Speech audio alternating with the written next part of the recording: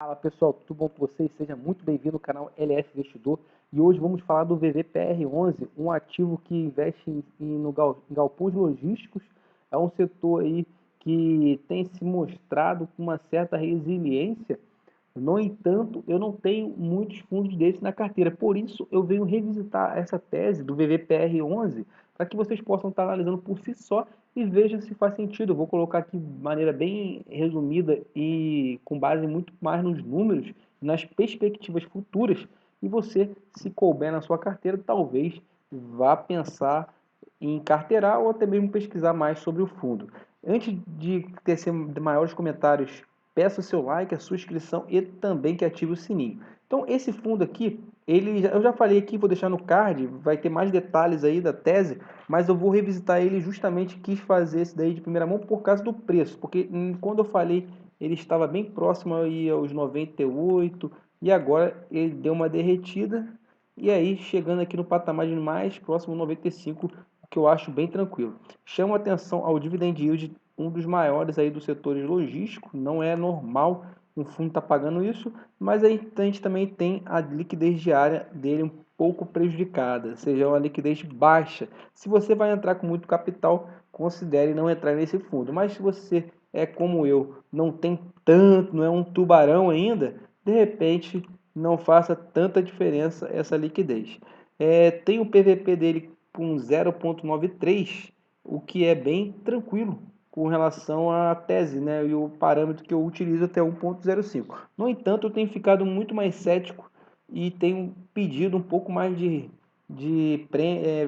pouco mais de prêmio, de risco, e então eu tenho tendido a só colocar aí em torno de até PVP de 1. Então, ou seja, em todas as estratégias estaria dentro ainda nesse patamar atual. Tem um patrimônio líquido não tão alto, é um fundo aí que era basicamente de family office, ou seja, não tinha tantos cotistas, ele era fechado, abriu em bolsa, e aí tem uma perspectiva bem tranquila com relação aos dividendos, não tende a cair muito, não variar muito no preço. Ele tem pego essa faixa aqui dos 95 até os 105, tem a faixa aqui já tem mais de um ano, e eu chamo a atenção dessa outra faixa aqui de preço, que vai dos 88 aos 95, que é uma faixa que ele já está se encostando. Ou seja, o que eu espero? Que ele venha cair sim, venha cair mais um pouquinho sim, só que, no entanto, segure aqui, bem nessa faixa aqui dos 94, 95, que já está muito próximo. Então, como o mercado ele não é exato, ele pode ser que já lá batendo nos 95, não desça até 94 e já busque essa pernada de alta até as partes aqui mais extremas aqui em torno de R$ 105. É isso que eu espero. Não espero uma valorização muito expressiva, mas no entanto o dividend yield muito adequado nos próximos meses barra ano. Tem uma taxa de administração de 1,05, não tem taxa de performance nem taxa de gestão, você pode ver aqui, ó, é de contrato ativo, então você tem aí um segmento híbrido, justamente porque ele também tem um pouco de renda fixa, mas a gente vai ver que ele está muito mais ligado ao setor logístico. Tem cotas, 1.368 cotas emitidas, não são tantas cotas assim, ou seja, ele não costuma fazer tantas emissões.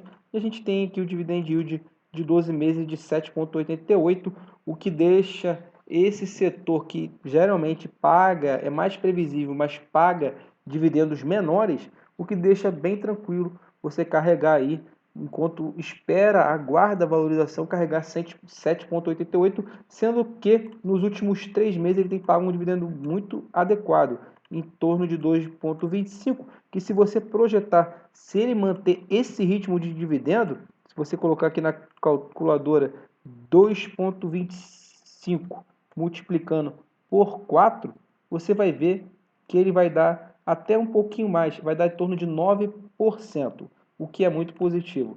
Então, a tendência é de ficar desse dividendo para cima. O dividend yield ele deu uma pernada de alta agora, não creio que isso vai se manter. Eu acredito mais num patamar aqui, nesse extremo aqui, entre 0,7 e 0,75. Eu acho que é mais saudável. o que dá um dividend yield também muito bom. Se ele pagar no mínimo 0,7 de dividendo, você vai ter aí vezes 12. Você tem aí 8,4 que está alinhado entre o que ele está e aquela banda superior de 9%. Então é isso que a gente espera nesse fundo, que é o fundo de ativo logístico, que realmente não vai ficar pagando muito mais do que 2 dígitos de dividendo, não é normal. E o valor tem uma valorização bem que pequena, mas tem uma valorização sim no seu valor patrimonial, ou seja, está aumentando ao longo do tempo. Na diversificação dele, ele não é aquele super diversificado, mas aí você tem 6 ativos com praticamente as mesmas quantidades, a não ser em Minas Gerais, principalmente por causa da localidade extrema, que ele tem uma banda um pouquinho superior, depois vem a Bahia e por último São Paulo. Ou seja, foge um pouco do padrão ali de Minas e São Paulo para esse tipo de ativo, porque ele tem uma quantidade aqui significativa no estado da Bahia. No entanto, você vê uma diversificação bem equilibrada, tanto de ativos e estados alocados, tá bom? O que dá um pouco mais de previsibilidade e mais segurança na tese. A gente vê aqui que não tem vacância, zerada a vacância, isso é muito positivo. E vamos ver aqui no outro fundo alguns outros detalhes. Você vê aqui que isso aqui é bem importante a gente saber como ele se distribui entre a tese. Você vê a composição na sua carteira de 92% em imóveis, 2% em cotas de outro FII e basicamente 5% em renda fixa. 36%, e aqui está um pequeno risco de 36% que vai vencer a 2025, 26% em 2026, 26% em 2027 e 11% mais de 2035. Então você vê aí que no curto prazo você tem aí uma tranquilidade enorme nos dividendos. 100% são registrados pelo IPCA e são contratos atípicos. Todos são contratos atípicos e reajustados pelo IPCA. Então isso é muito bom.